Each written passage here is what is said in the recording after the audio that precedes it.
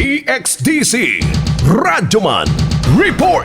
Gibatikos karon sa social media si Davao City 1st District Representative Paulo Pulong Duterte. Human ang mga kontrobersiya ang aduna kini 51 billion pesos nga budget sulod sa tulo ka tuig sa administrasyon pa siyang amahan nga si former President Rodrigo Duterte. Sa interview sa DXDC Army Davao sa usa ka political analyst nga si Professor Ramon Belano III, iyang gibutyag nga walay dautan kung tinuod man nga adunay nadawat si Pulong nga 51 billion pesos nga pondo kung miagi kini sa saktong proseso o general appropriations. Gawas na lang kung adunay problema ang Commission on Audit kung COA kung paunsa gigamit ang kwarta. Nagtuo usab ang political analyst nga mga isong gipang bato karon ngadto sa mga Duterte adunay kalambigitan sa umaabot nga 2025 midterm elections.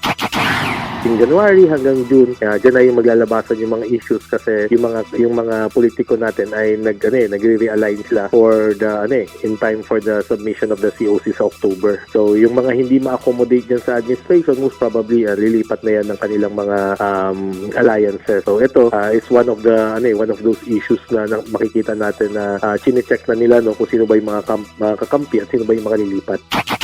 Sa pagkakaroon, puro aligasyon pa lang kini ug angayang hulaton na lang kung unsa man ang resulta sa pagtuki sa Kamara. Kasama mo sa balita og serbisyo publiko, Radzuman ID Parido, Tatak, RMN. RMN News, Diretso Balitang Metro Davao.